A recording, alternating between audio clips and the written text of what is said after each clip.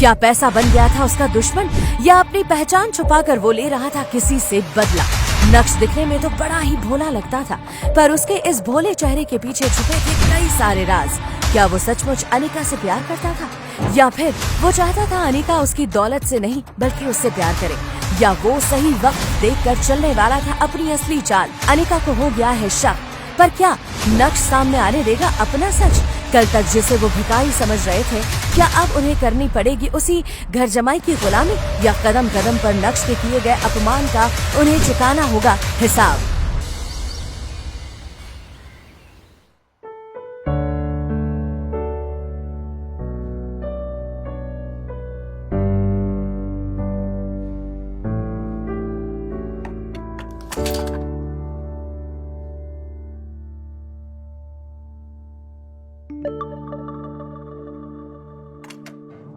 Driver, मेरा bag जल्दी से गाड़ी में रखो और गाड़ी निकालो, मुझे ऑफिस के लिए देर हो रही है। ये ड्राइवर पता नहीं कहाँ मर गया, और ये नक्श वो भी पता नहीं सुबह से कहाँ है। काम के टाइम ना सब पता नहीं कहाँ मर जाते हैं। बड़बड़ाते हुए अनिका ने आईने में देखकर जल्दी से अपने बालों को एक और बार संवारा और पीछे मुड़कर देखा तो वहाँ ड्राइवर की जगह नक्श खड़ा था। अनिका, मैं वो रमनीक भाई ज्वेलर्स के पास तो गया था। लगता है तुम्हारे ये जो ज्वेलरी सेट है उसको थोड़ा टाइम लग सकता है, शायद 1-2 दिन और। सॉरी मैम, थोड़ा लेट हो गया। थोड़ा लेट हो गया? कोई काम तुम लोग से एक बार में क्यों नहीं होता है? पूरा दिन बैठ के टाइम पास करते रहते हो। मजाल है कि तुम लोग एक काम अच्छे से कर दो, कोई ना कोई बहाना बनाते रहते हो। तुम सब के सब ना एक जैसे हो, काम चोर। सॉरी मैम, आगे से ऐसे नहीं होगा। Sorry my foot, you better be on time tomorrow. ये कहने के बाद जैसे ही अनिका अपना बैग उठाने लगी तो नक्श अनिका की मदद करने के इरादे से बोला, अब मैं ले लेता हूँ। नहीं। नक्श चुपचाप खड़ा उसे कमरे से जाते देखते रह गया था। कुछ देर शांत खड़े रहने के बाद जैसे ही नक्श पीछे मुड़ा, उसकी नजर टेबल पर रखी एक फाइल पर पड़ी। अनिका वो फाइल अपने बैग में रखना भूल गई थी। जब हड़बड़ाते हुए नक्श तेजी से अनिका की तरफ बढ़ा तो वहीं पास में सोफे पर बैठी अनिका की कजन भाग्या की नजर उस पर पड़ी। उसने नक्श के रास्ते में अचानक से अपनी टांग अड़ा दी। ओह माय गॉड, ये तुमने क्या किया? मैंने क्या किया? मैं तो अनिका वो अपनी फाइल भूल गई थी तो मैं उसे फाइल देना चाहता था, तो रास्ते में ये अचानक आ गई और अब ये अच्छा, तो अब साहबजादे के रास्ते के बीच में मैं आ गई, इसमें भी मेरी गलती है ना? बड़ी माँ आप ठीक है ना? कोई जल्दी से डॉक्टर बुलाओ। जिस आदमी ने बड़ी माँ पे गरम गरम चाय गिरा दी। अच्छी, मुझे पता है तुझे मेरी बहुत फिक्र है, पर मैं ठीक हूँ, मुझे डॉक्टर की कोई जरूरत नहीं है। बस इस निठल्ले आदमी ने मेरी साड़ी खराब कर दी। जो शिट, बड़ी माँ की इतनी महंगी साड़ी खराब कर दी। ये आपकी एक्सक्लूसिव कलेक्शन की है ना बड़ी माँ? एक तरफ भाग्या बात का बतंगड़ बना रही थी तो दूसरी तरफ नक्श ने देखा कि अनिका वापस अंदर आ रही है। नक्श चित्रा को इग्नोर करते हुए अनिका की ओर बढ़ा। दरअसल मैं तुम्हारी फाइल। अनिका नक्श को देखे बिना ही घर से बाहर निकल गई। बस अनिका की एक प्यार भरी झलक के लिए तरस गया था नक्श। ब्रेकिंग न्यूज, गुजरात की सबसे बड़ी कंस्ट्रक्शन फर्म का भविष्य है खतरे में। क्या भानुशाली ग्रुप ऑफ इंडस्ट्रीज उभर पाएगा इतने बड़े नुकसान से? अब कौन संभालेगा भानुशाली ग्रुप ऑफ इंडस्ट्रीज की बागडोर? जानने के लिए बने रहे हमारे साथ only on take one news पर।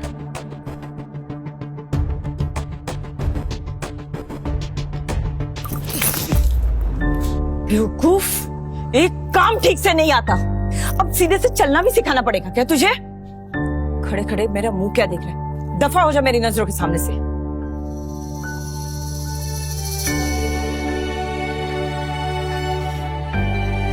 पता नहीं क्या सोचकर तेरी काका ने अनिका का हाथ इस आदमी के हाथ में दिया।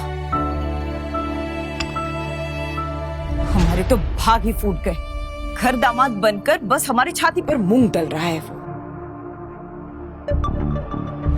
ये है जावेरी परिवार का घर।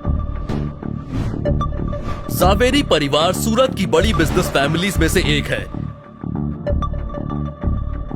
इस बड़े से शानदार घर में जावेरी खानदान का बड़ा परिवार रहता है और कई जॉइंट फैमिली की तरह इनके बीच में भी प्यार बस दिखावे का ही है। अक्सर यहाँ पर सुबह की शुरुआत ऐसे ही शोर शराबे से होती है और गलती चाहे हो या ना हो, इल्जाम हमेशा इस परिवार के दामाद यानी नक्श के सर पर ही आता है। पर नक्श ने कभी भी इस बात को दिल पर नहीं लिया। हर सुबह किसी और की गलती को अपने सर लेकर मुस्कुराते हुए वो अपने काम में लग जाता है। उसने चित्रा की तरफ देखा तो उसकी नजर वहीं पास में खड़े नौकर पर पड़ी जो नक्श को दया की नजर से देख रहा था, लेकिन नक्श के चेहरे पर एक शिकन भी नहीं थी। ब्रेकिंग न्यूज, गुजरात की सबसे बड़ी कंस्ट्रक्शन फर्म का भविष्य है खतरे में। क्या भानुशाली ग्रुप ऑफ इंडस्ट्रीज उभर पाएगा इतने बड़े नुकसान से? अब कौन संभालेगा भानुशाली ग्रुप ऑफ इंडस्ट्रीज की बागडोर? भानुशाली ग्रुप? अरे भानुशाली ग्रुप तो सूरत का ही नहीं बल्कि पूरे गुजरात का सबसे बड़ा बिजनेस एम्पायर है। इनके साथ ऐसा कैसे हो सकता है? इनके साथ तो हम एक नया प्रोजेक्ट शुरू करने का सोच रहे थे। बड़ी माँ परेशान क्यों हो रहे हो? क्या पता हमारे लिए एक अच्छा साइन हो। मुझे तो लगता है हमें इनके नए सीईओ के साथ डील क्रैक करने की कोशिश करनी चाहिए।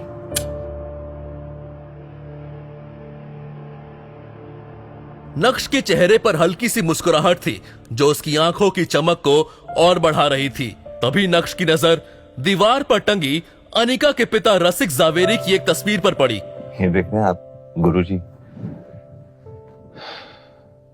आपके वादे के चक्कर में क्या क्या सहन करना पड़ रहा है इस घर में। आप तो जाते जाते अपनी बेटी अनिका का हाथ मेरे हाथों में देकर चले गए, लेकिन पीछे से आपके घर में रोज कुछ ना कुछ झेलना पड़ता है मुझे।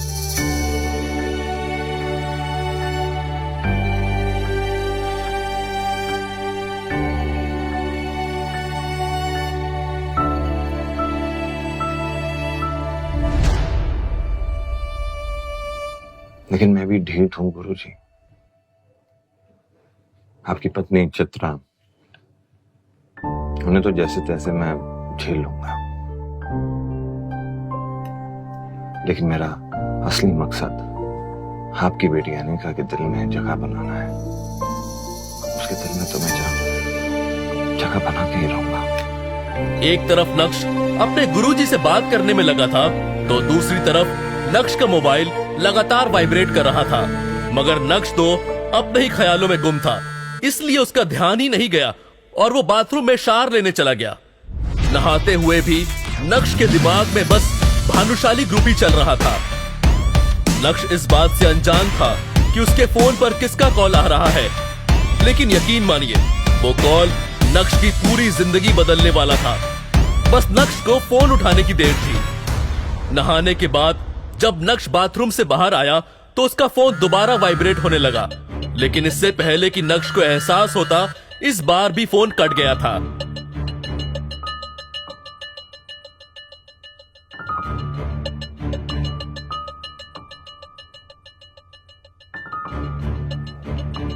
नक्श, प्लीज मेरा फोन उठा लो।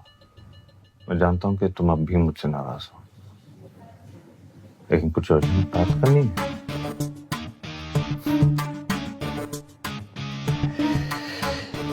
कमाल है, 2.5 साल लगे इन्हें अपनी गलती का एहसास होता। ऐसे कई सारे मैसेजेस थे और उन सभी को पढ़ने के बाद नक्श ने अपना फोन बेड पर फेंका। अभी नक्श उन मैसेजेस के बारे में सोच ही रहा था कि इतने में उसी नंबर से एक बार और कॉल आया।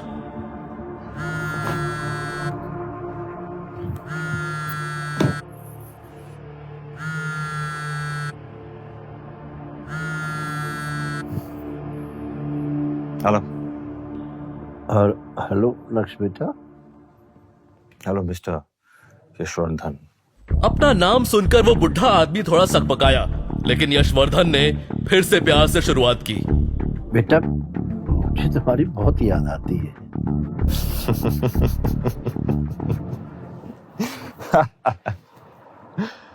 वो क्या है ना मिस्टर यशवर्धन, आपकी बात की दाद देनी पड़ेगी, क्योंकि आपको 2.5 साल लग गए मेरा हालचाल पूछने के लिए।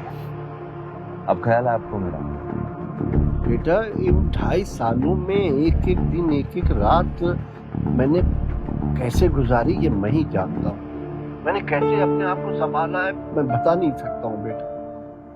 शायद मैं यही डिजर्व करता था। जो कुछ भी मैंने किया या मैंने अपनी आंखों के सामने होने दिया, शायद ये उसी का नतीजा है। बेटा मैं तेरी तस्वीर देखकर रोता रहता हूँ और अपने आप को कोसता रहता हूँ कि मेरी आंखों के सामने ये अन्याय कैसे होता रहा। नक्श को यशवर्धन की बात सुनकर रत्ती भर भी भरोसा नहीं हुआ। वैसे मार्केट में क्या खबर फैली है ये मैं जानता हूँ। ये सुनते ही यशवर्धन एकाएक खामोश हो गए, जैसे मानो नक्श ने उनकी चाल पकड़ ली हो। लोग तो तरह तरह की बातें बनाते रहते हैं। इस बार उनकी आवाज में चिंता साफ सुनाई पड़ रही थी। बेटा मैंने काम की बात करने के लिए फोन नहीं किया, बस मुझे तेरी आवाज सुननी थी। मैं जानता हूँ तेरा दिल कितना बड़ा है, चाहे कितनी भी बड़ी गलती क्यों ना हो, तू अपने मन में बैर रखने वाला नहीं है। कुछ लोग ना अच्छे दिल वालों को बेवकूफ समझने की गलती करते थे। और आप कह रहे यशवर्धन भानुशाली, आप तो ऐसी कभी गलती कर ही नहीं सकते। क्यों, सही कह रहा हूँ? ये सुनकर यशवर्धन समझ गए थे कि उनका काम इतनी आसानी से नहीं पूरा होगा। आप लोगों ने जो कुछ भी मेरे साथ किया उसे माफ करके मैं आगे बढ़ चुका हूँ, लेकिन जो कुछ भी आप लोगों ने मेरे साथ किया उसे मैं कभी भुला नहीं सकता। तो प्लीज मुझे डिस्टर्ब करना बंद कीजिए, क्योंकि हमारा कोई रिश्ता नहीं है। मेरा पोता इतना कठोर तो नहीं था। आपको मेरी बात नहीं समझ आ रही। मैं अपनी जिंदगी में खुश हूँ। अब मुझे आपके साथ कुछ लेना देना नहीं है। आपका मेरा कोई रिश्ता नहीं है, और आप क्यों मुझे वापस उसी जगह बुलाना चाह रहे हैं जहां मुझे सिर्फ दर्द और तकलीफ मिली है? क्या तेरा दिल नहीं करता है मेरी सूरत देखने को, मुझे मिलने को?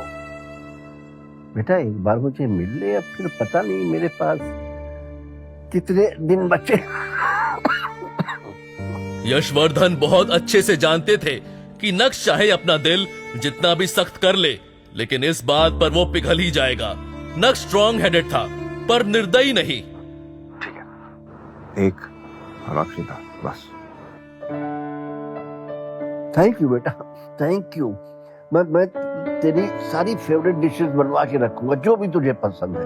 मैं घर नहीं आ रहा हूँ, बाहर मिलेंगे आपके ऑफिस में, बिना किसी तामझाम के। हाँ हाँ ठीक है ठीक है। तो कल मिलते, मैं अपनी गाड़ी तुम्हें लेने के लिए भेज दूंगा। उसकी भी कोई जरूरत नहीं, क्योंकि मुझे पता है कि भानुशाली ग्रुप ऑफ इंडस्ट्रीज का ऑफिस कहाँ है। मैं पहुंच जाऊंगा। बीते 2.5 सालों में कभी भी यशवर्धन ने नक्श से कांटेक्ट नहीं किया था। 2.5 सालों से नक्श भानुशाली ग्रुप से भी बाहर था। तो अब जब भानुशाली ग्रुप डूब रहा है तो यशवर्धन को नक्श की याद क्यों आ रही थी? ये सोच सोचकर नक्श और भी ज्यादा कंफ्यूज हो रहा था। तुरंत ही नक्श ने अपना लैपटॉप बाहर निकाला और इंटरनेट की हेल्प लेते हुए भानुशाली ग्रुप में चल रहे हलचल जानने की कोशिश की। ऐसे तो नक्श के हाथ में भानुशाली ग्रुप को लेकर कुछ हाथ नहीं आया, लेकिन उसके हाथ में ऐसा कुछ आ गया जिसे देखने के बाद नक्श की आंखों की चमक 4 गुना बढ़ गई थी। सच है?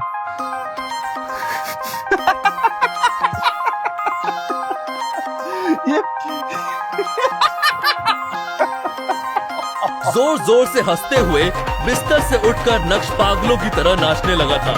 वो भूल गया था कि ये घर उसका नहीं है, वो तो बस इस घर का घर जमाई है। इस पागल को क्या हो गया? इसमें माता वाता तो नहीं आ गई?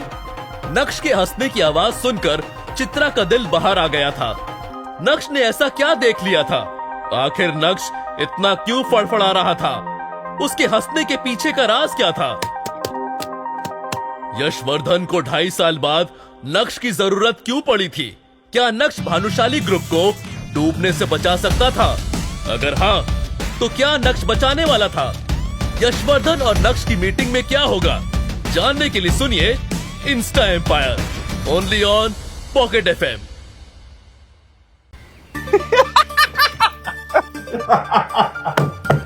नक्श की हंसी और नाचने का पागलपन रुकने का नाम नहीं ले रहा था। पड़ी मत छोड़ो नहीं तुम, ढोकला खाओ ढोकला।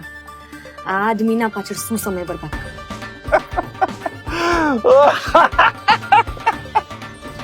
सुबह से शाम हो गई, लेकिन रह रहकर नक्श का पागलपन अभी भी जावेरी खानदान के घर में सुनाई दे रहा था। वो अलग बात है कि अब उस पागलपन को सुनने वाला कोई नहीं था। अचानक नक्श को ऑफिस में देखकर भानुशाली ग्रुप के एम्प्लॉयज शॉक्ड हो गए। अरे देखो देखो, ये तो नक्श है ना, लेकिन ये यहाँ क्या कर रहे हैं? मैंने तो सुना है कि आजकल ये गरीबों से भी बदतर जिंदगी जी रहा है। अभी लोगों के बीच में कानाफूसी चल ही रही थी कि तभी एक आदमी ने कहा, मुझे लगता है कि ये बड़े साहब से नौकरी मांगने आया होगा। एक तरफ भानुशाली ग्रुप के कुछ लोग नक्श का मजाक बना रहे थे, तो दूसरी तरफ कुछ ऐसे भी लोग थे जिन्हें नक्श के डैड पर बहुत भरोसा था और वो सभी नक्श को देखकर बहुत खुश थे। अब आया है ऊट पहाड़ के नीचे, यही सही समय है, पर इन्हें मेरी जरूरत भी है, मजा आना चाहिए। कैबिन में बैठे यशवर्धन को भी नक्श का बड़ी बेसब्री से इंतजार था। अब यशवर्धन, भानुशाली और नक्श एक दूसरे के आमने सामने खड़े थे, लेकिन दोनों में से किसी के भी मुंह से एक शब्द भी बाहर नहीं निकल रहा था। यशवर्धन और नक्श की इस मीटिंग को देखकर ऑफिस के बाकी एम्प्लॉयज भी हैरान हो गए कि अब आगे क्या होगा। चलो आओ अंदर, आराम से बैठ के बात करते हैं। नक्श बेवकूफ नहीं था। यशवर्धन के इस इशारे को वो अच्छे से समझ पा रहा था। नक्श जो कल तक चित्रा और अनीका के ताने सुन रहा था, वो आज भानुशाली ग्रुप के चेयरमैन के आलीशान कैबिन में बैठा हुआ था। नक्श बेटा कैसे हो? तुम्हें हमारी याद नहीं आई? नक्श को यशवर्धन, भानुशाली की भावुक बातों से कोई फर्क नहीं पड़ रहा था, क्योंकि उसे पता था ये सब एक दिखावा है। जिस काम के लिए आपने मुझे यहाँ बुलाया है, जो बात करने के लिए आपने मुझे यहाँ पे बुलाया है, उसकी बात करें। ये सब बातें तो आप कल भी फोन पे कर चुके हैं, है ना मिस्टर भानुशाली? नक्श बेटा, तुम मेरे पोते हो और मैं समझ सकता हूँ कि तुम ऐसा क्यों करो। गलती मेरी है और उसकी सजा भी मुझे मिलनी चाहिए। और मैं तुम्हें बता दूं कि कई सालों से मैं हर रोज उस गलती की सजा भुगत रहा हूं। मिस्टर भानुशाली, ये बात हम दोनों अच्छी तरह जानते हैं कि ये सब बातें करने के लिए तो आपने मुझे यहाँ पे बुलाया नहीं है। तो प्लीज ना आप अपना वक्त जाया कीजिए, ना ही मेरा। जो बात करनी है कीजिए, वरना मैं निकलूं। नक्श प्लीज प्लीज मत जाओ। इस भानुशाली ग्रुप को तुम्हारी जरूरत है, मुझे तुम्हारी जरूरत है। मैं चाहता हूं अपने पापा की तरह तुम इस कंपनी को संभाल लो। क्या तुम अपने दादा को माफ नहीं करोगे? वैसे तो नक्श को बहुत गुस्सा आ रहा था, लेकिन उसके पास भी यही एक मौका था जहां वो खुद की जिल्लत भरी जिंदगी को बदल सकता था। यही सोचकर उसने अपने कदम पीछे ले लिए। मैं जानता हूं बेटा कि कुछ सालों पहले मैं तुम्हारे पापा के साथ बहुत सख्ती दिखाई। अब मैं उस गलती को सुधारना चाहता हूं।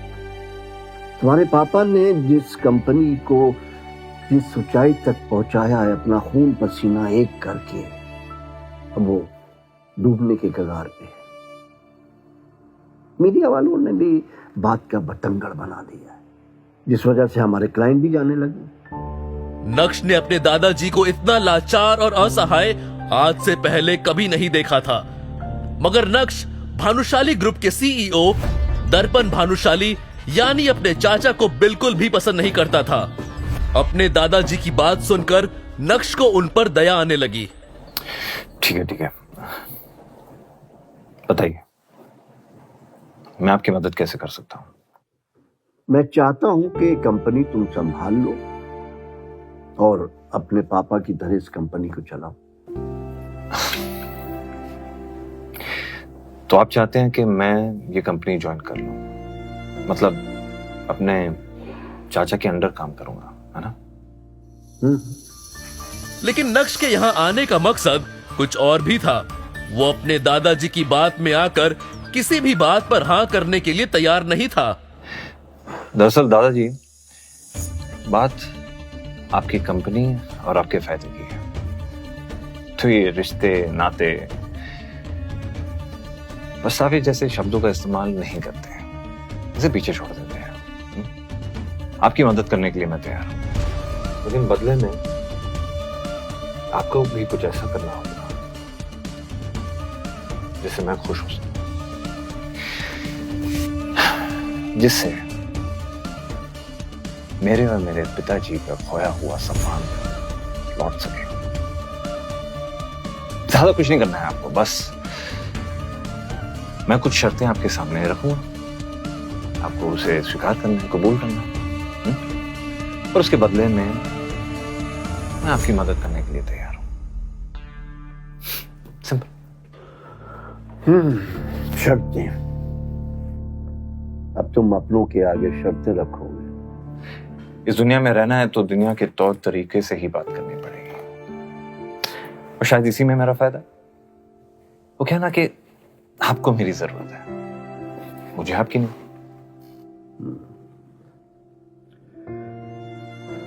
ठीक है, तुम्हें मुझसे क्या चाहिए? ये आपने की ना फायदे की बात। सबसे पहली शर्त, अब इस कंपनी में मैं दोबारा तभी लौटूंगा जब इस कंपनी का सीईओ मैं बनूंगा, ठीक उसी तरह जिस तरह मेरे चाचा ने मेरे पिताजी की जगह ले ली थी। मैं ये बात तो जानता था कि आपने मुझे भानुशाली ग्रुप ऑफ इंडस्ट्रीज को बचाने के लिए नहीं, बल्कि चाचा की कंपनी को बचाने के लिए यहाँ पे बुलाया, लेकिन आपको अपनी गलती का जरा सा भी अफसोस नहीं हुआ। ऐसी बात नहीं है बेटा, लेकिन अच्छा ये बताओ तुम्हारी बाकी की शर्तें क्या हैं? मेरी दूसरी शर्त यह है दादाजी कि इस कंपनी को मैं तभी ज्वाइन करूंगा जब इस कंपनी में काम करने की मुझे पूरी फ्रीडम मिलेगी। इस कंपनी में कितने पैसे आ रहे हैं, कितने पैसे जा रहे हैं, सब मेरी जुरिस्डिक्शन के अंदर होगा। सब ये समझ लीजिए कि अब ये कंपनी मेरे हिसाब से चलेगी। तुम्हारी शर्तें सुनकर लग रहा है कि जैसे कि तुम मुझसे कोई बदला ले रहे हो।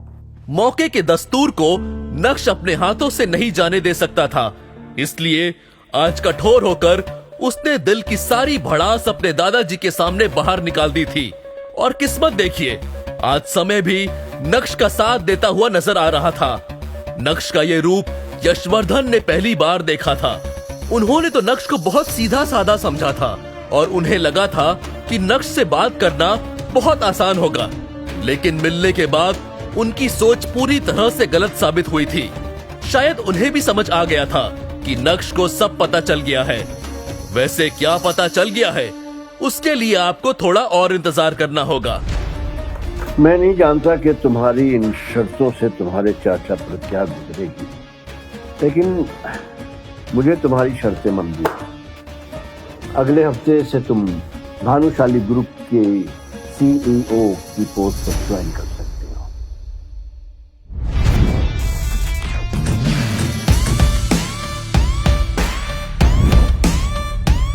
बात खत्म होते ही यशवर्धन ने सर झुका लिया, लेकिन नक्श भी वहां पूरी तैयारी के साथ आया था। इसलिए नक्श ने अपने दादाजी के सामने एक अग्रीमेंट पेपर रखा और उसे साइन करने के लिए कहा। ये क्या है? क्या तुम्हें मुझ पर भरोसा नहीं है? अब जो कुछ भी मेरे परिवार पे गुजरा है उसके बाद तो आपके साइन पे ही मुझे भरोसा है। वैसे आपके लिए भी एक कॉपी लेके आया हूं, बस ज्यादा सोचिए मत, फॉर्मेलिटीज को पूरा करते हैं। आखिरकार हूं तो मैं आपका पोता ही, है ना? और अपने पोते के लिए इतना तो कर ही सकते हैं, और इस बहाने शायद आपका पछतावा थोड़ा कम हो जाए। मुस्कुराते हुए नक्श भी कैबिन से बाहर चला गया और जाते जाते अग्रीमेंट पेपर की कॉपी को यशवर्धन के हाथ में थमा चुका था। 4 साल पहले कॉलेज पास आउट होने के बाद जब नक्श ने अनिका के पापा के साथ काम करना शुरू किया था, तब सिर्फ अनिका के पापा ही थे जो ये जानते थे कि नक्श का पूरा नाम नक्श भानुशाली है। इतना ही नहीं, कॉलेज की पढ़ाई के दौरान उसके दोस्तों को भी उसके बारे में कोई जानकारी नहीं थी। अनिका के पापा के साथ काम करते वक्त नक्श की मुलाकात अनिका से हुई और पहली नजर में ही वो अपना दिल खो बैठा। लेकिन उसे क्या पता था कि इतना प्यार होने के बाद भी जब वो अनिका से शादी करेगा तब उसे उस शादी में एक जिल्लत की जिंदगी के अलावा और कुछ नहीं मिलेगा। भले ही मैं अनिका को अपना सच इतनी जल्दी नहीं बताऊंगा, लेकिन आज मुझे महसूस हो रहा है कि मेरे अंदर कुछ बदल गया है। जैसे मेरे हाथों में कोई पावर आ गई है और अब मैं उन लोगों को जवाब दे सकता हूं जो मुझ पर हंसते थे। बगावत की शुरुआत तो हो गई है और अब आगे आगे देखो होता है क्या। मॉम, नक्श कहाँ है? कुछ बता कर गया है? फोन नहीं उठा रहा। मने खबर न थी, कल से उसका रूप बदल सा गया हुआ है। राक्षसों जैसा हंस रहा है, नाच रहा है, किसी को उसके बारे में कुछ नहीं पता। खाना बंद करो, ये तो पूरा दिन खाती रहती हो। अनिका, नक्श मनचला होता जा रहा है। मुझे लगता है उसे रास्ते पे लाना पड़ेगा। चित्रा और अनिका मिलकर नक्श के साथ क्या करने का सोच रहे थे और क्या वो नक्श का अब कुछ बिगाड़ भी पाएंगे? नक्श के बारे में ना तो अनिका कुछ जानती थी और ना ही नक्श के दोस्त। आखिर इसकी क्या वजह रही होगी? क्या नक्श को भी साइलेंट और वायलेंट रहना पसंद था? वैसे नक्श के नाचने और राक्षस की तरह हंसने के पीछे का क्या कारण था? क्या लॉटरी लग गई थी भाई साहब की? जानने के लिए सुनिए इंस्टा एम्पायर।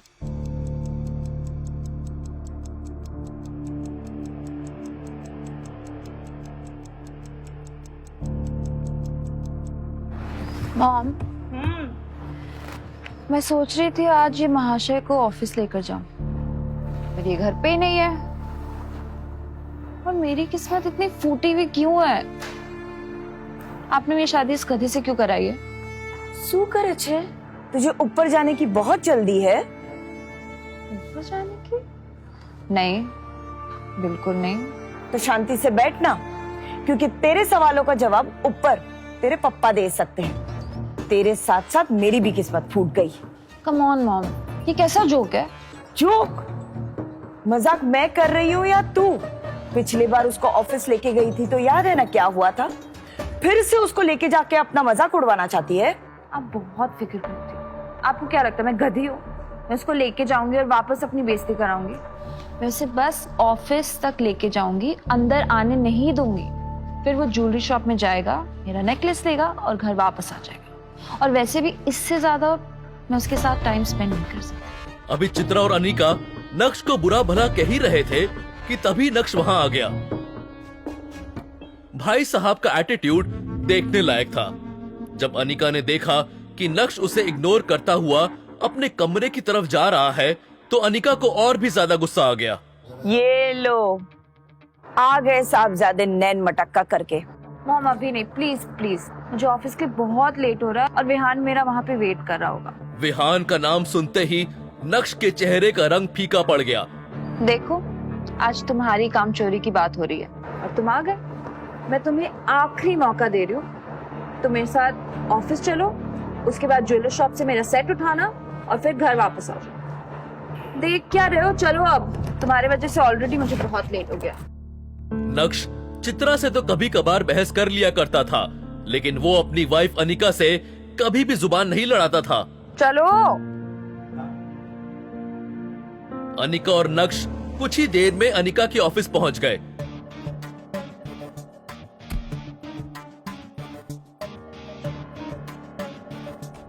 अनिका जब अपने कैबिन में पहुंची तो उसका दोस्त और बिजनेस पार्टनर विहान बजाज पहले ही वहां बैठा उसका इंतजार कर रहा था। यार अनिका, मैं पिछले 1 घंटे से बैठा तुम्हारा इंतजार कर रहा हूँ। ये आदमी इतना खाली है कि 1 घंटे से यहाँ बैठ के मेरी बीवी का इंतजार कर रहा है। I am so sorry Vihaan, क्या है ना, कुछ लोगों के कारण देर हो जाती है। अनिका की बात सुनकर विहान के 1 घंटे इंतजार करने की शिकायत एक पल में ही गायब हो गई और वो बस मुस्कुराते हुए अनिका को ही देखे जा रहा था। वो आज बहुत ज्यादा खुश नजर आ रहा था। विहान, आज तुम बहुत ज्यादा खुश लग रहे हो। कोई लॉटरी तो नहीं लगी तुम्हारी? भाई साहब, अब तुम्हारा आना किसी लॉटरी से कम है क्या? भाई साहब, ये मत भूलिए कि आप एक ऑफिस में हैं, और ये भी मत भूलिए कि आपको दोस्ती की सीमा नहीं लांघनी है। तुम चुप रहो। विहान, मैं समझी नहीं, तुम क्या बोलने की कोशिश कर रहे थे? विहान समझ गया था कि अनिका उसकी बात से थोड़ी अनकंफर्टेबल हो गई है, इसलिए उसने झट से बात बदल दी और बोला, इम्पोर्टेंट ये नहीं है कि आज मैं इतना खुश क्यों, इम्पोर्टेंट ये है कि मैं आज तुम्हारे लिए एक गिफ्ट लेके आया हूँ। मेरे लिए? जी हाँ, ये देखो अनिका, तुम्हारे लिए रेयर डायमंड का नेकलेस। जी हाँ। वाह, कैसा लगा? अच्छा लग रहा है ना? अनिका, ये असली डायमंड का नेकलेस नहीं है, बल्कि ये तो कॉपी है। यकीन मानो मेरा, ये फेक है अनिका। अनिका नहीं जानती थी कि नक्श भानुशाली खानदान से ताल्लुक रखता है। भानुशाली ग्रुप रेयर डायमंड के बिजनेस में भी है, और क्योंकि नक्श भानुशाली ग्रुप का हिस्सा रह चुका था, इसलिए उसे डायमंड की अच्छी खासी परख थी। नक्श ने तो सही इरादे से अपना काम कर दिया था, लेकिन अनिका को नक्श की बात कुछ रास नहीं आई। तुम्हें बोला है ना, बीच में मत बोला करो, चुप रहो। नक्श की बात सुनकर विहान को भी ये समझ आ गया था कि अब वो उस फर्स्ट कॉपी नेकलेस को ओरिजिनल बताकर अनिका को बेवकूफ नहीं बना सकता है। हाँ, ये मतलब असली रेयर डायमंड नेकलेस नहीं है, पर इसका एक एक हीरा असली है। बस इसकी क्वालिटी रेयर डायमंड नेकलेस से थोड़ी सी कम है। पर अनिका, मुझे जब भी रेयर डायमंड नेकलेस मिलेगा ना, मैं डेफिनेटली तुम्हारे लिए लेके आऊंगा, मैं प्रॉमिस। वाह, बहुत अच्छी बात है। मतलब रेयर डायमंड नेकलेस इस दुनिया में सिर्फ 10 बने हुए हैं, और ये भाई साहब लेके आएंगे। ऐसे इंसान का तुम भरोसा नहीं कर सकती हो। अरे झूठ बोल रहा है तुमसे, आगे भी झूठ बोलेगा, कोई काम का नहीं है ये। और तुम्हें रेयर डायमंड नेकलेस की क्या जरूरत है अनिका, जब तुम्हारे पास असली डायमंड है? आज अनिका को विहान की हरकत से ज्यादा इस बात पर हैरानी हो रही थी कि अचानक नक्श के अंदर हर बात का जवाब देने की हिम्मत कहां से आ रही है। तुम चुप रहोगे? नक्श के मुंह खोलने से पहले विहान को लगा था कि अनिका नेकलेस देखते ही उसके प्यार में पागल हो जाएगी। आखिर वो उसे कोई छोटी चीज नहीं, डायमंड का हार दे रहा था। अब पोल तो उसकी खुल चुकी थी, तो वो करता भी क्या? शांति से चुप बैठने के अलावा उसके पास करने के लिए और कुछ भी नहीं था। पर इस वक्त अनिका के पास विहान को दिलासा देने के अलावा और कोई चारा नहीं था। तो क्या हुआ विहान, अगर ये कम क्वालिटी वाला डायमंड नेकलेस है, ये नॉर्मल सी बात है। अब हर कोई वो रेयर डायमंड वाले नेकलेस तो नहीं खरीद सकता ना। और वैसे भी हमारे देश में ऐसे बस 10 ही हार हैं, और जहां तक मुझे याद है उसमें से एक हीरे की नेकलेस की नीलामी हुई थी, और वो डायमंड नेकलेस कहीं 1.5 से 2 के बीच में, 2 करोड़ के बीच में बिका था। किसने खरीदी वो तो मैं नहीं जानती हूँ, पर यहाँ तुम्हें कोई रेयर नेकलेस लाने की जरूरत नहीं है, ये भी बहुत सुंदर है। I really love it. I mean, you know what, मैं इसको बहुत संभाल के अच्छे से रखूंगी। Thank you so much. Anika की बात सुनकर तो विहान के जैसे तोते ही उड़ गए। इस हार को खरीदने में ही उसे पसीना आ गया था। भूल जाओ बेटा विहान, अनिका को इम्प्रेस करने में कंगाल हो जाओगे, कंगाल। वहीं नक्श अनिका को परेशान देखकर अपने किए पर पछताने लगा और सोचने लगा कि इतनी बड़ी बात हो जाने के बाद भी अनिका विहान का साथ दे रही है, लेकिन वो अपनी बदली हुई जिंदगी को इतनी आसानी से अपनी बीवी के सामने नहीं रखना चाहता था। वो अनिका को पाना चाहता था, उसका दिल जीतना चाहता था। अनिका, मैंने आज तक तुम्हें कुछ नहीं कहा, लेकिन आज मैं चुप नहीं बैठूंगा। मैं तुम्हारे लिए रेयर डायमंड नेकलेस लेकर आऊंगा, ये मेरा तुमसे वादा है। मैं दुगनी मेहनत करूंगा, मैं वो सब हासिल करने की कोशिश करूंगा जो तुम्हारे अरमान है। I promise. अपने दिल की बात अनिका के सामने रखने के बाद नक्श ने अनिका के जवाब का इंतजार भी नहीं किया और उसके कैबिन से बाहर निकल गया। नक्श ने पलटकर अनिका की तरफ देखा तो अनिका भी उसी की तरफ देख रही थी। प्यार नहीं तो कम से कम नक्श अनिका का ध्यान अपनी तरफ खींचने में कामयाब हो गया था। क्या नक्श को खुद से दूर रखकर मैंने कोई गलती तो नहीं की? ये क्या सोच रही हूँ मैं? विहान मेरा बिजनेस पार्टनर है, मेन इन्वेस्टर है। नक्श की इस हरकत की वजह से अगर विहान कंपनी से बैकआउट कर गया तो क्या होगा? नहीं नहीं, नक्श की वजह से मैं मेरी इतने साल की मेहनत को जायज नहीं जाने दूंगी। मुझे नक्श की नहीं, विहान की जरूरत है। सुबह का समय था और सारे एम्प्लॉयज अपने अपने काम में बिजी थे, लेकिन जब उन्होंने नक्श को कॉन्फिडेंस के साथ बाहर जाते देखा तो सब उसे घूरने लगे थे। कुछ लोगों ने तो अपना काम छोड़कर फुसफुसाना भी शुरू कर दिया था। दूसरी तरफ वहीं अनिका का गुस्सा इस वक्त चरम पर था। आज पहली बार नक्श ने उसके साथ बदतमीजी की थी, इसलिए वो भी नक्श के पीछे पीछे कैबिन से बाहर आ गई। नक्श, ये क्या पागलपन है? तुम्हें किसने हक दिया कि तुम मुझे ये बेफालतू की सलाह दो? जब भी तुम्हें ऑफिस लाई हूं ना, तुम हमेशा कुछ ना कुछ उल्टा ही करते हो। गलती हो गई मुझसे। गेट लॉस्ट नाउ, जल्दी जाओ। नक्श ने अनिका की इस बात का भी कोई जवाब नहीं दिया। वो जानता था कि वो जितना बोलेगा उतना ही अनिका का गुस्सा बढ़ता जाएगा। उसे अनिका से जो कहना था वो उसे कह चुका था।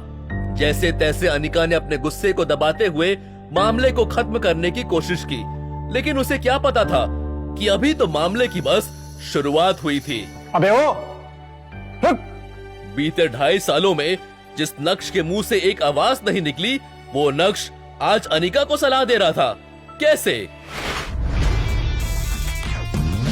नक्श की हिम्मत के पीछे कौन छुपा था? क्या नक्श का अपनापन देखकर अनिका के दिल में नक्श के लिए कुछ होगा, या फिर अनिका को बस अपने बिजनेस की ही पड़ी थी? विहान और नक्श के बीच क्या होगा? क्या विहान गुस्से में नक्श पर हमला करने वाला था?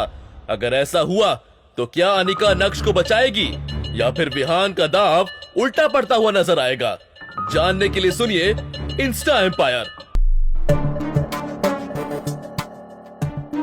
विहान का गुस्सा उसकी आंखों में साफ साफ दिख रहा था। अबे ओ, रुक! जाता कहाँ है? अनिका ने विहान को रोकने या फिर शांत करने की कोई कोशिश नहीं की। शायद वो भी इस तमाशे को एंजॉय करना चाहती थी। नक्श ने पहले तो अनिका के सामने विहान का भांडा फोड़ा और उसे पूरी तरह से एम्बैरस किया। उसके बाद नक्श ने अपनी ही बीवी को सलाह भी दे डाली, जो पिछले 2.5 सालों में उसने पहले कभी नहीं दी थी। लेकिन अनिका की खरी खोटी सुनने के बाद अब नक्श कोई बात नहीं करना चाहता था। नक्श का ये एटीट्यूड विहान से बर्दाश्त नहीं हुआ और उसने अपनी चाल बढ़ाते हुए नक्श का पीछा किया। अबे भाग कर रहा है? बहरा है क्या? तब से आवाज दे रहा हूँ, सुनाई नहीं दे रहा है तुझे? नक्श ने उसकी बात का कोई जवाब नहीं दिया। अबे तू है कौन? तेरी औकात क्या है? तूने मेरे सामने मेरे गिफ्ट का मजाक उड़ाया। मैं दावे के साथ कह सकता हूँ तू मार्केट में जाके खुद को बेच भी देगा ना, तब भी वो नकली हार नहीं ला पाएगा। बड़ा है बात करता है।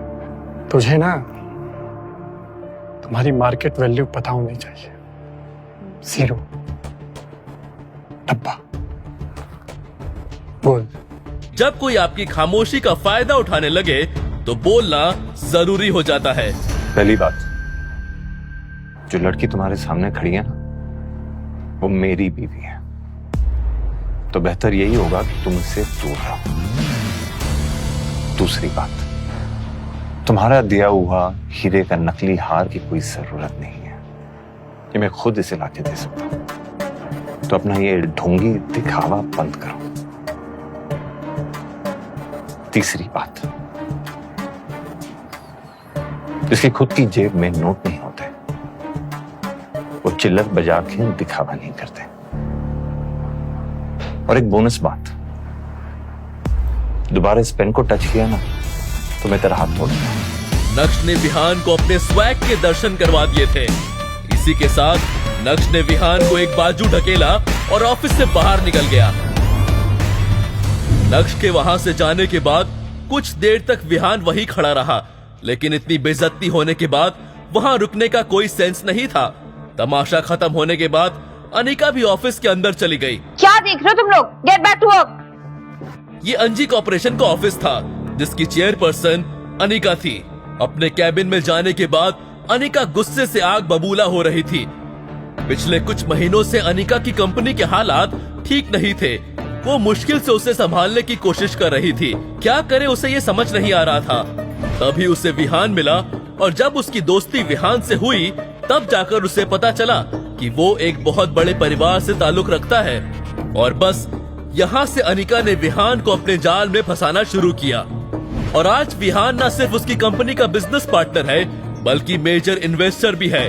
और विहान की वजह से ही अनिका की कंपनी अभी चल रही है। इस कंपनी के सारे लॉसेस विहान ही बेयर करता है और अनिका को इसकी बहुत जरूरत भी है। अनिका का विहान से दोस्ती करना कोई आसान काम नहीं था। कितने पापड़ बेलने के बाद वो उसके करीब आ रही थी। सब ठीक चल रहा था, सब कुछ अनिका के प्लान के मुताबिक हो रहा था, लेकिन नक्श ने आकर आज सब कुछ बिगाड़ दिया। जो लड़की तुम्हारे सामने खड़ी है ना, वो मेरी बीवी है। क्या जरूरत थी उसे विहान को ऐसा कुछ कहने की? हार भले ही नकली था, लेकिन ये सब कहकर उसका ईगो हर्ट करने की क्या जरूरत थी? अब पता नहीं वो उसकी कंपनी में अपना पैसा इन्वेस्ट करेगा या नहीं। अगर वो आज नक्श को अपने साथ नहीं लेकर आती तो अभी विहान उसके साथ बैठा होता। अंजी कॉरपोरेशन के ऑफिस से बाहर आकर नक्श काफी खुला खुला महसूस कर रहा था और नक्श इस शुरुआत को बरकरार रखना चाहता था।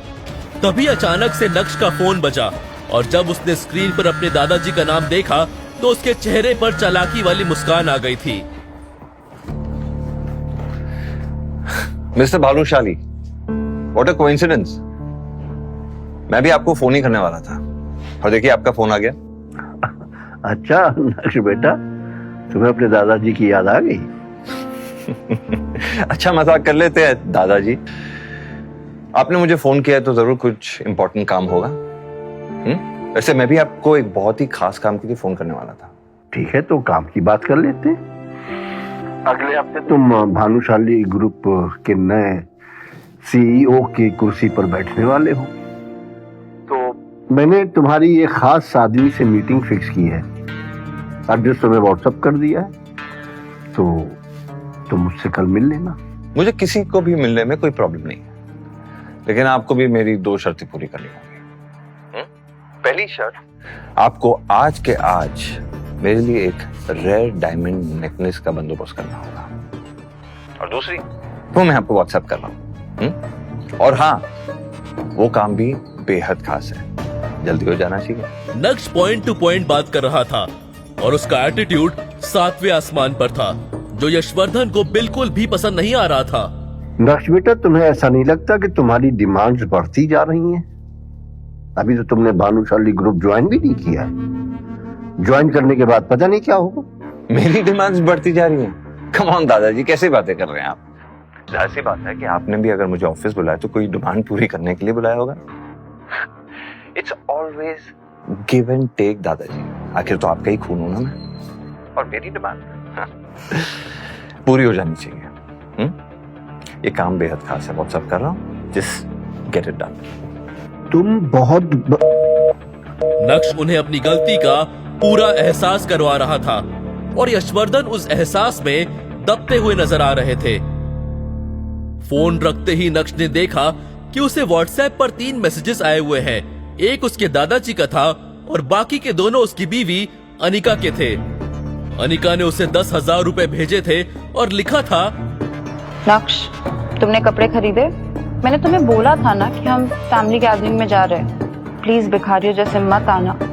दरअसल अनिका के घर में आज फैमिली डिनर पार्टी थी और पिछली बार नक्श की वजह से उसे काफी कुछ झेलना पड़ा था।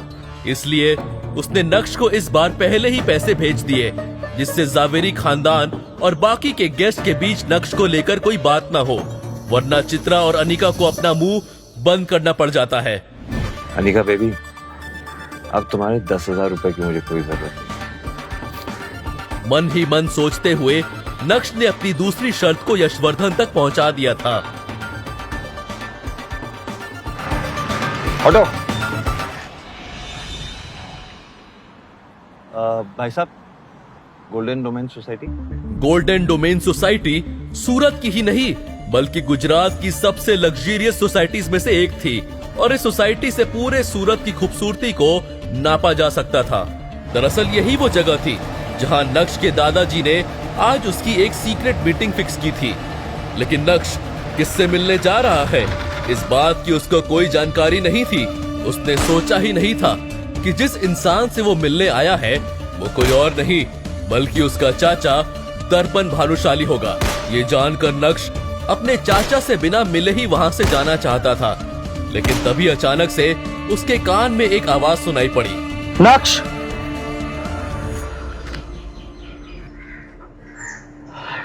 पिछली बार 2.5 साल पहले लगभग मिला था तुमसे, एंड आई मस्ट से पहले से काफी अच्छे और कॉन्फिडेंट लग रहे हो। अब क्योंकि दर्पण भानुशाली ने नक्श से बात करना शुरू कर दिया था, इसलिए नक्श किसी का डिसरिस्पेक्ट नहीं करना चाहता था।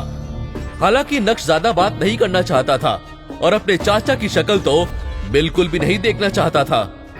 दर्शन काका, तमें सीधे पॉइंट पे आओ ने और बताओ भानुशाली फैमिली को अब मेरी क्या जरूरत है?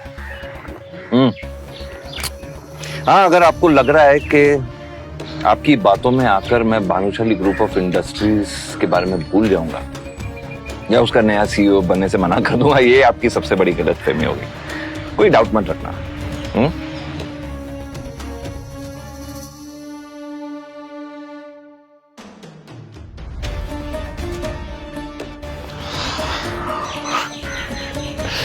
શું થયું દર્શન કાકા? शायद आप ये बात भूल रहे हैं कि आप मुझे ज्यादा परेशान करना अफोर्ड नहीं कर सकते, क्योंकि अब भी खेतान एंटरप्राइजेस के शेयर्स मेरे नाम पे हैं। ये शेयर्स तो आप जानते हैं ना, जो आपने दादाजी और पापा को लेने से मना किया था। और ये शेयर्स आपके लिए कितने इंपॉर्टेंट है और भानुशाली ग्रुप ऑफ इंडस्ट्रीज के कितने इंपॉर्टेंट है अच्छी तरह जानते हैं। तो दर्शन काका, अगर मुझे गलती से भी कुछ हो गया ना, तो जो कुछ भी आप चाहते हैं मुश्किल से मिल पाएगा, शायद कभी भी नहीं। तो आइंदा मुझे रोकने की कोशिश मत करना। भानुशाली ग्रुप ऑफ कंपनीज पूरे गुजरात में एक बड़ा नाम था। छोटे से बड़ा हर बिजनेसमैन को भानुशाली ग्रुप की सारी जानकारी थी। 4 साल पहले मार्केट में उन्हें कंपटीशन देने के लिए कोई भी नहीं था, क्योंकि उस समय भानुशाली ग्रुप का सीईओ नक्श के पिता यानी जितेन भाई भानुशाली थे। जितेन भाई को बिजनेस की सारी एबीसीडी पता थी और यही वजह थी कि उन्होंने खेतान एंटरप्राइजेस के 40% शेयर्स खरीद लिए थे। उन्हें पता था कि आगे का मार्केट कैसी करवट लेगा और वो उसका पूरा फायदा उठाना चाहते थे। लेकिन ये बात दर्पण भानुशाली और यशवर्धन भानुशाली को पसंद नहीं आई और बिना कुछ सोचे समझे उन दोनों ने मिलकर जितेन भाई भानुशाली को भानुशाली ग्रुप से बाहर का रास्ता दिखा दिया। जितेन भाई के जाने के बाद नक्श के चाचा दर्पण भानुशाली ने भानुशाली ग्रुप के सीईओ की कुर्सी संभाल ली।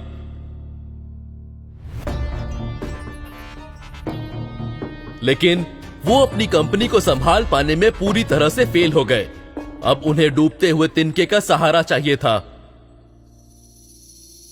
और जब उन्हें पता चला कि जितेन भाई के खरीदे हुए शेयर्स आज मार्केट में तहलका मचा चुके हैं, तब भानुशाली खानदान को नक्श की याद आई।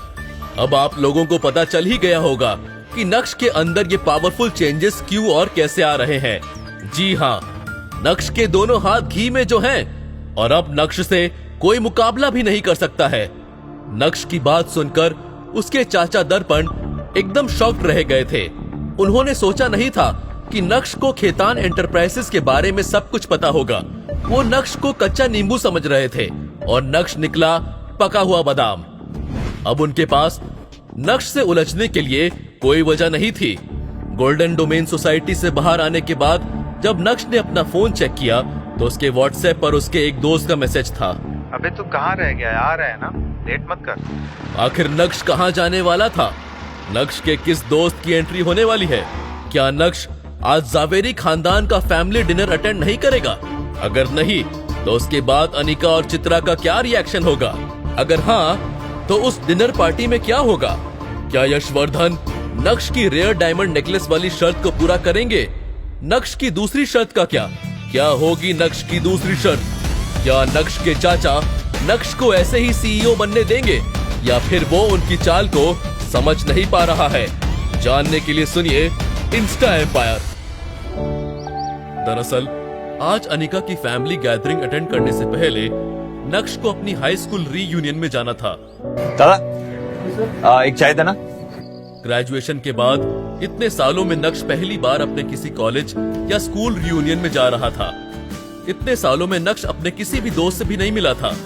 उस रीयूनियन पार्टी के बारे में सोचते हुए नक्श को अपने सारे पुराने क्लासमेट्स याद आने लगे, जिनके साथ वो कभी स्कूल में मस्ती किया करता था। आज नक्श उन सबसे फिर से मिलने वाला था और ये सोच सोचकर ही नक्श एक्साइटेड हो रहा था। नक्श सोचने लगा कि स्कूल के दिनों में वो कितना खुश रहा करता था। उसकी आंखों के सामने बचपन की वो सभी पल नाचने लगे थे। क्लास बंक करने पर सर से डांट खाना और डांट खाने के बाद भी दोस्तों के साथ खिलखिलाना। यस यस दोस्तों से लड़ाई करके उन्हें रुला देना। छोड़ जान दे, पापा से बचा दे मेरी प्रिंसिपल की। और फिर उसके बाद जब दोस्त गुस्सा होकर बात करना बंद कर दे तो उसे जाकर सॉरी बोलना। बचपन भी कितना मासूम था। इन बच्चों को देख के अपनी पुरानी दिन याद आ रही है। वो बचपन की दिनें जब हम स्कूल जाया करते थे। आज तो वो दिन भी खत्म हो गई। ठीक है सर, चलते हैं। नक्श को इस समय स्कूल में की हुई सारी मस्ती याद आ रही थी। उसे ये भी एहसास हो रहा था कि वो इस दुनिया से कितनी अलग थी। सच में वो भी क्या दिन था। किताबों का बोझ कंधों पर होने के बावजूद भी वो जिंदगी कितनी खुशनुमा थी। ये सोच सोचकर नक्श के चेहरे की मुस्कान और भी ज्यादा निखर गई थी। नक्श को यकीन नहीं हो रहा था कि वो इतना जल्दी बड़ा हो गया है। ऐसा लग रहा था जैसे ये सब तो जैसे अभी कल की ही बात है। इतना ही नहीं, स्कूल के दिनों में पनिशमेंट के चलते बेंच पर खड़े होकर खिलखिलाना, क्लास की हर लड़की को दोस्त की भाभी बताना, इस सब में कितना मजा आता था। दोस्तों के साथ कैंटीन की पेटीज और समोसे खाने जाना और फिर इस बात पर लड़ाई करना कि आज पार्टी कौन देगा। स्पोर्ट्स खेलना, दोस्तों से पढ़ाई में कंपटीशन करना। स्कूल भी जैसे अपने आप में ही एक पूरा संसार था। ना दुनिया का डर था और ना ही दुनिया से लड़ने की ख्वाहिश थी। स्कूल के दिनों में नक्श जितना खुलकर जी रहा था, शायद ही उसके बाद उसे जिंदगी को कभी इतना खुलकर जीने का मौका मिला। नक्श इन ख्यालों के साथ अभी आगे बढ़ ही रहा था कि तभी उसे अचानक कुछ याद आया। रियूनियन में तो शिवानी भी मिल सकती है। दरअसल शिवानी वो लड़की थी जिसे नक्श स्कूल के दिनों में पसंद करता था। हटो। और उसके करीब जाने के लिए उसने काफी पापड़ भी बेले थे। हाय लेकिन जब शिवानी को इस बारे में पता चला तो उसने नक्श को खूब भला बुरा कहा। शिवानी केमिस्ट्री टीचर की बेटी थी और स्कूल में तब आई थी जब नक्श 7th क्लास में पढ़ता था। नक्श को आज भी याद है कि कैसे उसके सारे क्लासमेट्स शिवानी को देखकर बोलते थे। सभी शिवानी से बात करने की चाह रखते थे और रखते भी क्यों ना, शिवानी थी ही इतनी सुंदर। तो फिर क्या था, नक्श को भी उससे पहली नजर में पहला प्यार हो गया था। लेकिन वो अलग बात है कि नक्श उसके साथ कभी अपनी केमिस्ट्री सेट नहीं कर पाया था। नक्श के सारे दोस्त उसे शिवानी के नाम से चिढ़ाते भी थे। शिवानी, तुम्हारे लिए ये सब क्या है? तुम्हारी हिम्मत कैसे है मुझे रोज देने की? देखना, एक दिन मैं इतनी बड़ी सुपरस्टार बनूंगी ना, ऐसे लोग मेरे आगे पीछे घूमेंगे। जाओ यहाँ से। एक बार डांट खाने के बाद नक्श के दिमाग से शिवानी का सारा भूत उतर गया था और उसने दोबारा कभी शिवानी के करीब जाने की कोशिश नहीं की थी। देखना, एक दिन मैं इतना बड़ा आदमी बनूंगा ना, ये सब मेरे आगे पीछे घूमेंगे। यही वजह थी कि स्कूल वाले प्यार की ये कहानी स्कूल खत्म होने के साथ ही खत्म हो गई थी। स्कूल के बाद एक दो बार नक्श ने शिवानी को फेसबुक और इंस्टाग्राम पर देखने की भी कोशिश की थी, पर अनिका से मिलने के बाद उसकी ये खोज खबर भी खत्म हो गई। हालांकि अब शिवानी के लिए नक्श के दिल में कोई जगह नहीं थी, लेकिन फिर भी वो दोबारा शर्मिंदा होने से बचना चाहता था। नक्श को शिवानी से मिलने का डर तो था ही, पर वो रीयूनियन पार्टी के लिए लेट नहीं होना चाहता था। उसे जल्दी से जल्दी तैयार होकर पार्टी के लिए निकलना था। अब नक्श पहले वाला नक्श नहीं रहा था। भले ही वो अभी टैक्सी से ट्रेवल कर रहा था, लेकिन उसके अंदर एक गजब का कॉन्फिडेंस आ गया था। दूसरी तरफ अंजी कॉर्पोरेशन में अनिका मीटिंग रूम से बाहर आ रही थी। वो काफी सीरियस लग रही थी कि तभी उसने कुछ एम्प्लॉयज को बातें करते सुना। और वो सब लोग नक्श के बारे में ही बात कर रहे थे। यार मैं तो हंसते हंसते मर जाऊंगी। दुनिया में इतने अजीब आदमी भी होते हैं क्या?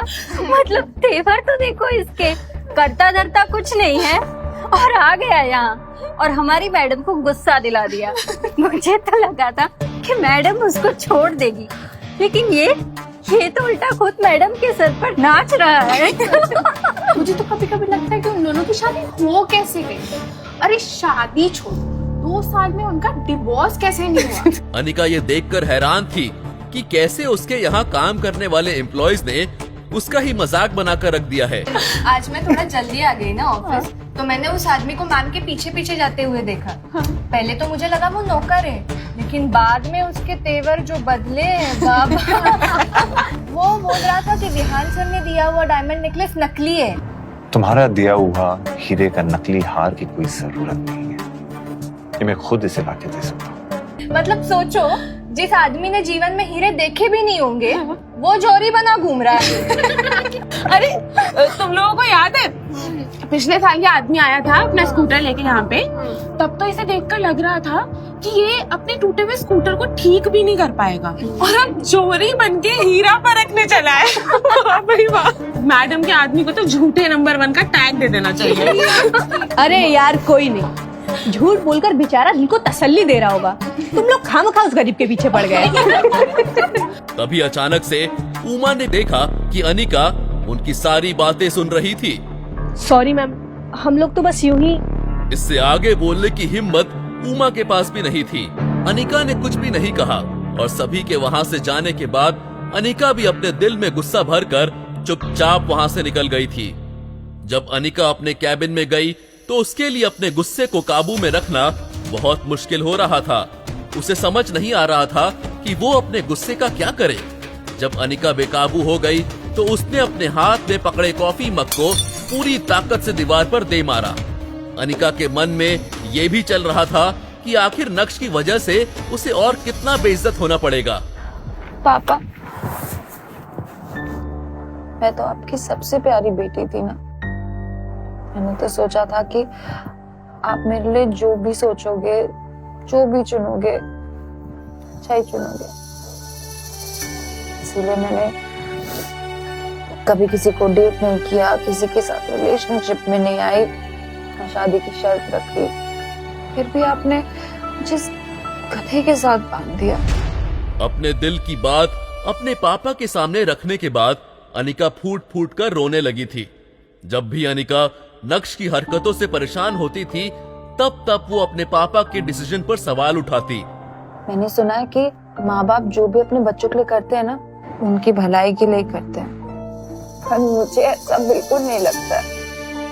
बल्कि मुझे ऐसा लगता है कि बस आपको अपना आखिरी काम करना था और आप वो करके चले गए। लेकिन आज पहली बार अनिका ने अपने पापा को एक केयरलेस पिता घोषित कर दिया था।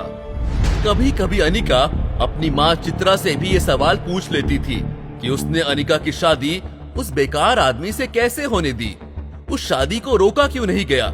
लेकिन चित्रा चाहे दुनिया के सामने कितनी ही तेज तर्रार क्यों ना हो, लेकिन उसने कभी भी अपने पति के डिसीजन पर सवाल नहीं उठाया था। जो कुछ भी किया अनिका के पापा ने ही किया था। लेकिन अब अनिका और चित्रा दोनों ही उनके डिसीजन से खुश नहीं है। अनिका का दिमाग इतना ज्यादा खराब हो गया था कि वो दिन भर केबिन से बाहर ही नहीं निकली थी। पूरे समय उसके दिमाग में बस अपनी बाकी की जिंदगी की कहानी चल रही थी। दूसरी तरफ चित्रा सोफे पर आराम से बैठकर टीवी देख रही है। जैसे ही चित्रा ने नक्श को अंदर आते हुए देखा, वैसे ही चित्रा ने कहा, नक्श इधर आओ, मुझे तुमसे कुछ बात करना है। चित्रा नक्श से कौन सी जरूरी बात करने वाली थी? क्या अनिका को इस बात के बारे में पता होगा? क्या चित्रा नक्श और अनिका का डिवोर्स करवाने वाली है? क्या बदले हुए नक्श की सच्चाई जानकर अनिका को उसमें अपना प्यार दिखने लगेगा? क्या अनिका नक्श को अपना हमसफर कह पाएगी? या फिर आज के रीयूनियन पार्टी में नक्श को उसकी शिवानी मिल जाएगी? क्या नक्श और शिवानी के बीच में प्यार का सिलसिला फिर से उठेगा? क्या नक्श अनिका को छोड़कर शिवानी का दीवाना होगा? सुनिए नक्श और अनिका की एक गोलमाल लव स्टोरी इंस्टा एम्पायर। जानने के लिए सुनिए पूरी कहानी सिर्फ पॉकेट FM पर।